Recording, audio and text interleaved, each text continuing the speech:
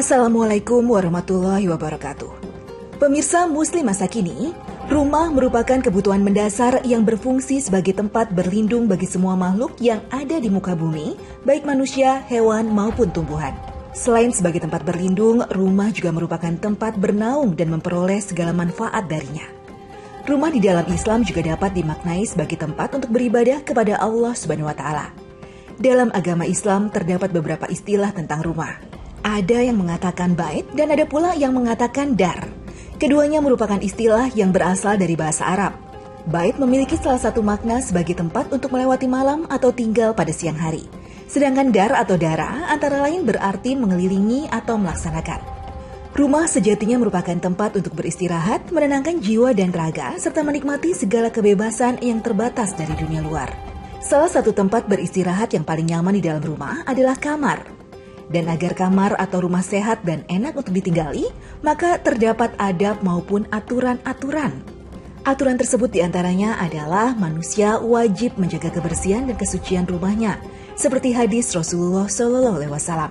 Telah bersabda Rasulullah SAW, sesungguhnya Allah itu maha baik, bersih mencintai kebersihan, mulia menyenangi kemuliaan, dermawan menyenangi kedermawanan. Bersihkanlah pekarangan kalian, jangan menyerupai orang-orang Yahudi. Hadis riwayat Imam Tirmizi. Seorang muslim hendaknya juga memperhatikan penataan, kerapihan, dan barang-barang di rumahnya. Dengan kamar ataupun rumah yang rapi, penghuni rumah akan betah tinggal di dalamnya dan akan menimbulkan ketenangan batin serta bisa membuat seseorang mensyukuri setiap pencapaiannya. Bicara soal kamar, kali ini saya akan mengajak pemirsa untuk menghias dan merapikan kamar. Menghiasnya istimewa loh, karena kita akan menggunakan bahan-bahan yang murah, tapi hasilnya luar biasa. Aduh, Masya Allah, emang gini ya, kadang manusia tuh suka banget gak bersyukur udah punya rumah, udah punya kamar, masih aja ada yang kurangnya kayak saya nih. Saya tuh dari kemarin mikirin, ini kamar saya kok gini-gini aja, pengen kasih sesuatu tapi saya juga gak ngerti mau ngasih apa. Makanya hari ini saya udah nelfon temen saya, Feby, untuk bantuin saya menghias kamar saya. Kamar minimalis ini pokoknya harus jadi jauh lebih lucu dan menarik sih. Kita tinggal tunggu aja temen aku datang ke sini. Makanya kalau misalnya pemirsa muslim masa kini mau juga menghias kamar yang tipenya kayak aku nih, ruangannya kecil tapi kita bisa bikin cantik plus dengan budget minimalis, ikutin saya terus ya, hanya di program Muslim Masa Kini. Pemirsa, kamar yang bersih dan rapi sangatlah penting, karena kamar yang rapi membuat penghuninya betah dan bisa tidur dengan nyenyak dan berkualitas. Mengenai tidur yang baik, dalam Islam mencakup kebersihan kamar, posisi tempat tidur, posisi tubuh saat tidur, dan lain sebagainya. Nabi Muhammad SAW sudah mencontohkan bagaimana tidur yang baik, termasuk menata kamar. Rasulullah SAW bersabda, jika salah seorang di antara kalian akan tidur, hendaklah mengambil potongan kain dan mengibaskan tempat tidurnya dengan kain tersebut, sambil mengucapkan Bismillah, karena ia tidak tahu apa yang terjadi sepeninggalnya tadi. Hadis riwayat Bukhari. Dari hadis tersebut dijelaskan ketika hendak tidur, kebersihan tempat tidur adalah yang utama. Untuk membersihkan kotoran, debu, dan melindungi diri dari yang gaib, maka diwajibkan membaca Bismillah. Selanjutnya Rasulullah SAW mewajibkan tidur dalam keadaan gelap dan menutup pintunya. Padamkanlah lampu di malam hari apabila kamu akan tidur. Tutuplah pintu, tutuplah rapat-rapat bejana-bejana makanan dan minuman. Hadis riwayat Bukhari Muslim. Dalam hadis lain, Nabi SAW memerintahkan tidur ke arah kiblat, menghadap ke kanan, dan posisi telungkup. Sebab tidur adalah mati dalam keadaan sementara untuk mengistirahatkan tubuh. Jika kamu mendatangi tempat tidurmu, maka berwudulah seperti wudu untuk sholat. Lalu berbaringlah pada sisi kanan badanmu. Hadis riwayat Bukhari dan Muslim. Dalam riwayat lain juga dijelaskan bahwa Rasulullah SAW apabila tidur, beliau meletakkan tangan kanannya di bawah pipi kanannya. Hadis riwayat Abu Daud, Tirmizi, Ibnu Majah, dan Ibnu Hibban. Tubuh yang cukup istirahat akan membuat badan menjadi bugar dan sehat. Dan karena itulah saya ingin membuat kamar saya jadi indah dan nyaman, sehingga membuat saya bisa betah di dalamnya. Assalamualaikum.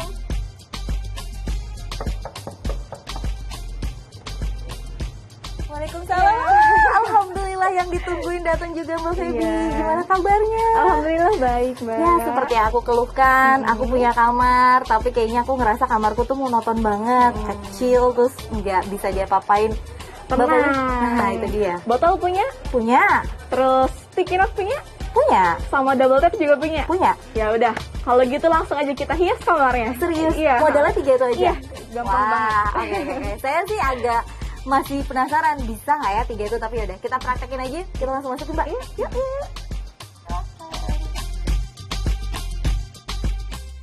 Oh ya pemirsa, teman saya Feby ini merupakan salah seorang yang sangat pintar dalam membuat kerajinan tangan.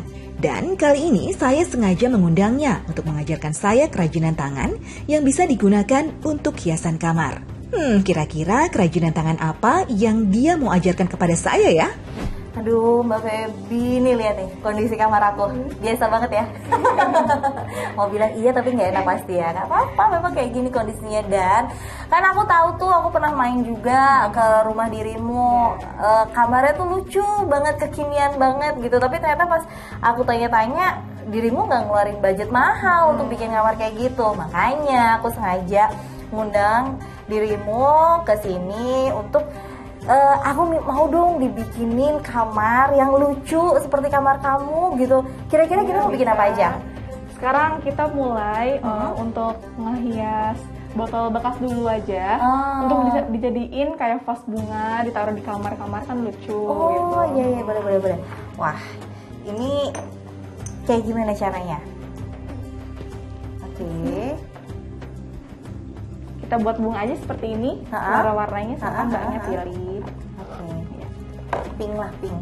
Iya, pink biar perempuan sekali. Tinggal kita bikin aja ya. Oke. Wah, dan ini botol bekas minuman kesehatan. Daripada dibuang, ini kan juga salah satu yang kalau dibuang ini bisa menyebabkan air mengendap di sini dan bisa jadi wabah penyakit juga karena nyamuk biasa bersarang di sini, bertelur di sini. Di musim hujan kayak gini malah bisa jadi nyamuk demam berdarah. Itu kan daripada kayak gitu mendingan kita manfaatkan. Aku nggak kepikiran loh ternyata ini bisa jadi hiasan kamar. Gimana caranya? Tinggal gini aja. Oke. Ini aku mau warna pink, dirimu warna biru. Tapi kalau kamu sendiri Mbak Feb, sebenarnya kepikiran untuk menghias kamar tapi dengan cara murah meriah itu kenapa? Karena bisa ganti-ganti gitu ya. Kalau misalkan bosan nih background kayak gini, kita bisa ganti dengan mudah gitu. Kalau kita menggunakan kayak kertas-kertas kayak sticky note seperti ini gitu, terus pakai botol-botol seperti ini kan kita bisa ganti-ganti gitu kalau lagi bosan. Barang-barang bekas seperti kaleng dan botol yang sering dibiarkan di sekitar kita tanpa disadari ternyata dapat membahayakan kesehatan. Karena bila digenangi air dapat menjadi tempat perindukan nyamuk penular penyakit demam berdarah dengue atau DBD. Di seluruh dunia, DBD lebih banyak menyerang anak usia 15 tahun ke bawah. Demam berdarah tidak menular melalui kontak orang ke orang, melainkan lewat gigitan nyamuk Aedes aegypti. Aedes aegypti disebut sebagai serangga yang siklus hidupnya melalui metamorfosis lengkap, mulai dari telur, larva, pupa, dan tahap dewasa. Nyamuk betina menghasilkan rata-rata 100-200 telur per fase. Selama hidupnya, nyamuk betina bisa memiliki hingga 5 fase bertelur. Jumlah telur tergantung pada banyaknya darah yang diisap. Telur-telur tersebut biasanya diletakkan pada permukaan yang basah atau air yang tergenang. Misalnya lubang pohon dan kontainer seperti tong, ember, vas bunga, pot tanaman, tangki, botol bekas, kaleng, dan masih banyak lagi. Induk nyamuk Aedes aegypti bertelur secara terpisah dan tersebar di lebih dari satu tempat. Di iklim hangat, telur dapat berkembang dalam waktu 2 hari. Sedangkan di daerah beriklim dingin dapat memakan waktu hingga seminggu. Yang harus kita perhatikan adalah telur yang sudah diletakkan bisa bertahan dalam waktu yang sangat lama, bahkan bisa sampai setahun. Begitu terkena air, telur akan segera menetas. Hal ini membuat kontrol nyamuk demam berdarah ini sangat sulit. Hal inilah yang harus kita waspadai. Segala bentuk media yang bisa dijadikan penampungan air dan perkembangan nyamuk DBD sebaiknya dibuang atau dibersihkan secara rutin. Atau jika sayang untuk dibuang, bisa dijadikan kerajinan tangan seperti yang saya buat ini. Oke, jadi intinya adalah banyak cara untuk menghias kamar dan membuat perubahan. Kan kadang-kadang emang ya namanya juga manusia, secara harafiah itu memang ada bosennya gitu kan dalam hal apapun deh, termasuk dalam hal kamar gitu. Makanya daripada bosen terus nggak tahu nih kita mau bikin kayak gimana, ini salah satu caranya gitu. Selain mengembangkan kreativitas juga membuat suasana juga jadi lebih baik gitu. Tapi ngomongin suasana, warna, dirimu suka warna apa? Biru. Aku suka pink sih. Jadi kenapa kita sesuai banget sih? Gini. Sebenarnya tiap-tiap warna itu juga punya artinya masing-masing loh. Dan itu mengkarakterkan sesuatu juga. Dan di kamar, misalnya kalau kamu pengen istirahat di kamar, berarti lebih baik warnanya seperti apa? Itu juga ada. Iya. Daripada penasaran, aku mau ngasih lihat liputan ini. Allah Subhanahu wa Ta'ala adalah Sang Maha Pencipta. Allah telah menciptakan warna bukan sekedar untuk keindahan, tapi juga untuk memberikan makna dan menciptakan suasana teduh dan damai. Warna memiliki peran penting dalam kehidupan manusia. Di antaranya adalah sebagai alat komunikasi manusia dengan dunia luar untuk mengidentifikasi sebuah objek dan sebagai alat untuk kelancaran ingatan dalam otak manusia. Para ilmuwan juga menggunakan warna sebagai alat bantu dalam penyembuhan. Warna juga diyakini memberikan filosofi tersendiri. Bahkan dalam Al-Quran juga disebutkan 6 warna. Warna tersebut bukan semata-mata predikat atau keterangan, melainkan juga menguatkan ilustrasi. Warna-warna itu selain hitam dan putih, diantaranya adalah warna merah. Warna merah dalam Al-Quran disebut sebanyak 5 kali, diantaranya pada surat Al-Insyiqaq ayat 16. Maka sesungguhnya aku bersumpah dengan cahaya merah di waktu senja. Quran surat Al-Insyiqaq ayat 16. Merah pada ayat tersebut merupakan predikat warna cahaya sekaligus memperkuat ilustrasi keadaan cahaya. Sementara dalam surat An-Nahl yang artinya, dan apabila seseorang dari mereka diberi kabar dengan kelahiran anak perempuan, hitamlah, merah padamlah mukanya. Quran surat An-Nahl ayat 58. Merah padam dalam ayat tersebut mengilustrasikan keadaan wajah yang memerah karena marah. Warna merah memang kerap berkonotasi dengan kekuatan, kemarahan, serta semangat. Dalam dunia psikologi, merah seringkali dikaitkan dengan energi, gairah, kekuatan, kekerasan, dan agresivitas. Yang juga disebutkan dalam Al-Quran sedikitnya 5 kali adalah warna kuning. Di antaranya dalam surat Az-Zumar ayat 21. Apakah engkau tidak memperhatikan bahwa Allah menurunkan air dari langit, lalu diaturnya menjadi sumber-sumber air di bumi. Kemudian dengan air itu ditumbuhkannya tanam-tanaman yang bermacam-macam warnanya. Kemudian menjadi kering, lalu engkau melihatnya kekuning-kuningan. Kemudian dijadikannya hancur berderai-derai. Sungguh pada yang demikian itu terdapat pelajaran bagi orang-orang yang mempunyai akal sehat. Quran surat Az-Zumar ayat 21. Kemudian kuning juga disebutkan dalam surat Al-Hadid. Ketahuilah sesungguhnya kehidupan di dunia itu hanyalah permainan dan senda gurauan, perhiasan dan saling berbangga di antara kamu serta berlomba dalam kekayaan dan anak keturunan, seperti hujan yang tanam-tanamannya mengagumkan para petani. Kemudian tanaman itu menjadi kering dan kamu lihat warnanya kuning, kemudian menjadi hancur. Quran surat Al-Hadid ayat 20. Warna kuning juga disebutkan dalam surat Ar-Rum yang artinya, dan sungguh kami mengirimkan angin lalu mereka melihat tumbuh-tumbuhan itu menjadi kuning kering. Niscaya setelah itu mereka tetap ingkar. Quran surat Ar-Rum ayat 51. Warna kuning dalam Al-Quran melukiskan kondisi kering dari tumbuhan yang secara harfiah akan mengering dan daunnya berwarna kuning. Namun secara umum warna kuning memberikan kesan ceria dan bahagia. Penggunaan warna kuning pada ruangan dipercaya mampu merangsang aktivitas pikiran dan mental, bahkan berdampak pada meningkatnya kemampuan analisis seseorang. Selain kuning dan merah, biru termasuk warna yang disebutkan dalam Al-Quran. Warna ini disebutkan Allah Subhanahu wa Ta'ala sebanyak 1 kali, yakni saat menggambarkan warna muka orang-orang berdosa ketika ditiupkannya sangkakala, yaitu di hari yang di waktu itu ditiup sangkakala, dan kami akan mengumpulkan pada hari itu orang-orang yang berdosa dengan muka yang biru muram. Quran surat Toha ayat 102. Warna biru memang kerap berasosiasi dengan sikap dingin, muram, tidak ramah, dan kurangnya empati. Namun dalam ranah desain interior, warna biru seringkali digunakan untuk menciptakan kesan luas, sejuk, dan relaksasi pada ruangan.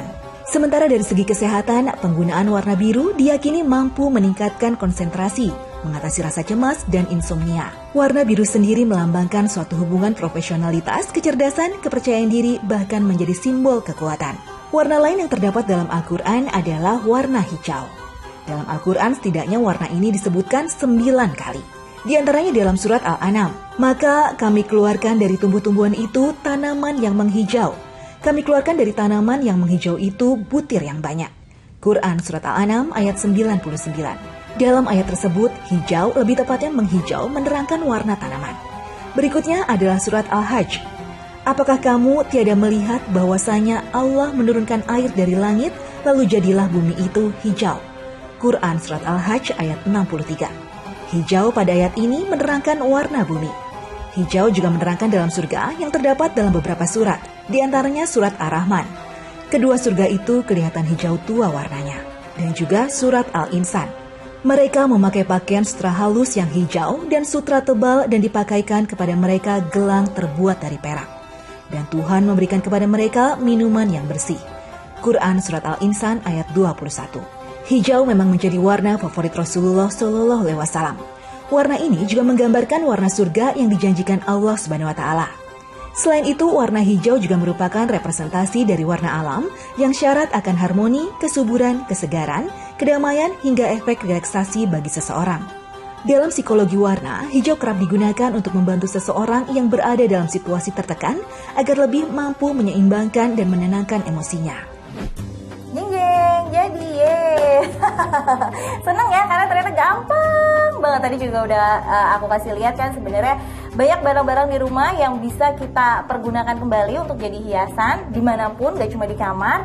Tinggal pilih aja dan tinggal silakan berkreasi sebanyak-banyaknya. Nah, aku bakalan juga minta ajarin sama Mbak Feby, mumpung orangnya ada di sini, tentang hiasan lainnya, origami. Tapi pemirsa Muslim Masa Kini juga jangan kemana-mana. Sebentar lagi kok kita bakalan cobain origami yang diajarin sama Mbak Feby. Untuk itu tetap di program Muslim Masa Kini.